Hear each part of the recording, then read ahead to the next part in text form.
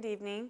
It's 6 o'clock on Friday, April 8th. Welcome and thank you for joining us tonight for the English edition of Aura News. The latest World Bank report's rebalancing of economic growth estimates that despite an increase in jobs, unemployment remains high in Albania. The report states that wages have not increased, but rather they decreased between 2010 and 2014. For the first time, the report notes that slowdown of exports will have an effect on the economy. World Bank expects the Albanian economic growth for this year to be 3.2% and 3.4% for next year. Economic growth for Albania in 2015 was 2.6%. Economic growth was helped by private investments creating more employment. Employment increased by 1.9% in 2015, but unemployment rate is still concerning. Exports have decreased by 5.5%, holding the highest level of debt in the region. Albania stands at just over 70%. Fiscal consolidation has come from expenditures, the WB economist for Albania said. The World Bank estimates that despite low economic growth, poverty rates are mitigating much slower than other countries of the region and are concerned that the impact on international markets will be affected by next year's elections.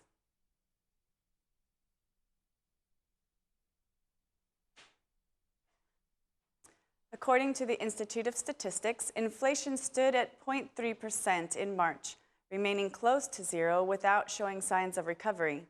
The data shows price reductions for clothing, footwear, transport, and health, while the price of food and beverages have increased slightly. For more than a year, the Albanian economy has faced significant inflation decline and is showing clear signs that it is headed towards deflation, a phenomenon where consumer prices range close to the cost of production of goods and services. While the Bank of Albania and the government declared that the economy is not threatened by deflation, for the first time, the World Bank argues that there is risk for Albania, as well as for other neighboring countries. Albania's government and banks argue that the reduction of inflation data is due to the performance of stocks and falling prices of raw materials and some foods. Other experts claim the main causes are less consumption, as a result of a reduction in income, resulting in less spending and investing. Director of the World Bank for Tirane commented on the Panama Papers scandal, declaring that institutions need more transparency, adding that though the World Bank has not given any advice to the government, it is closely monitoring how the issue is being addressed by the government. She stated, "This is a global issue and a phenomenon that included many countries. As a starting point, it is the government that must handle and evaluate legal issues. The World Bank is fully committed to integrity and being more transparent with the country's financial system. At the moment, we have no control or direct role in such financial arrangements. We will address this phenomenon at the meeting in Washington this spring. We are looking very closely at how the issue is being dealt with at the government level to understand Albania's situation better. At the moment, we are just monitoring," she added.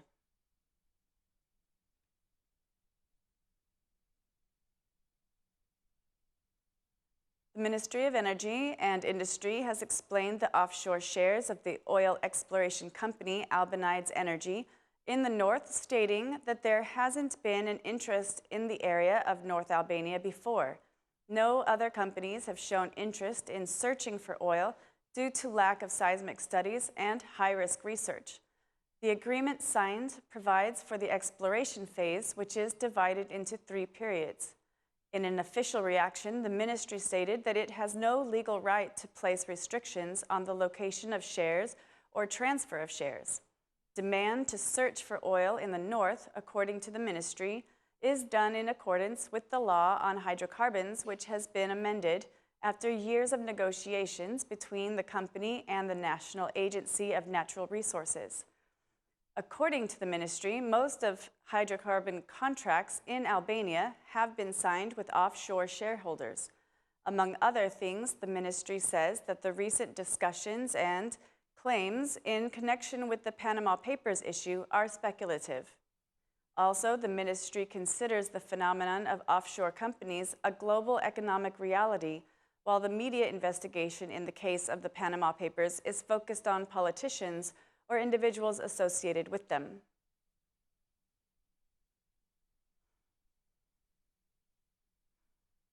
In a solemn ceremony held at Skanderbeg Square in Kosovo, the former Kosovo president officially handed the Kosovo constitution to its new president. Senior Albanian officials and numerous foreign dignitaries attended the ceremony. Before handing the constitution to the new president, the former president requested, "Please, pledge to defend the Kosovo constitution and treat the citizens equally before the law." The president incumbent pledged that he will be the guardian of the Constitution. During his first speech, Thaci declared that he will be the president of the heroes who realized their dream. "I am honored to speak before you as the president of the Republic of Kosovo. We should all pray for those who gave their lives so that we could be free today. Now we are a united nation. With your contribution and sacrifices, we are showing the world that we are a mature, democratic country." Thaci pledged to be a strong partner in the fight against terrorism and declared that there will be no compromises with those who threaten the citizens' lives, but that talks with Serbia should continue. He also pledged to help Kosovo's political parties to settle their disagreements.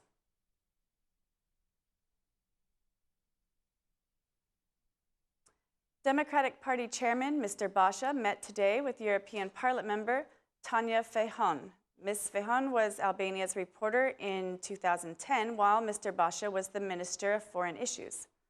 Basha spoke with Ms. Fajon about the recent developments in the country, noting that since 2010, Albania has made steps backwards in terms of law implementation, democracy, the standards of elections, and its economic situation. During the meeting, Basha also stated that the Democratic Party will not back down and there will be no chance for cooperative political dialogue until the Constitutional Court's decisions are implemented. According to him, the government, with its arrogance, has undone the consensual laws, refuses to implement Constitutional Court decisions, and puts pressure on independent institutions and the media.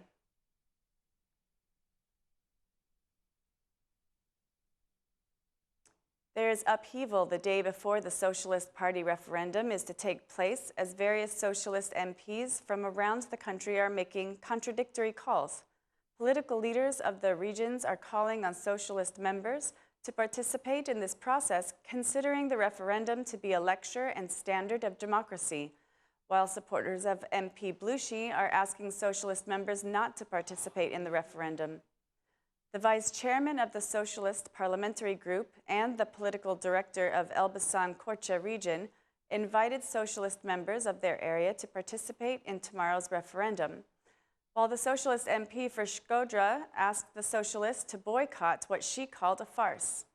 The Socialist Party MP for Shkodra declared that she will be present tomorrow in Shkodër, not to vote, but to monitor the processes and denounce every violation. She denounced the absence of a campaign before the referendum took place.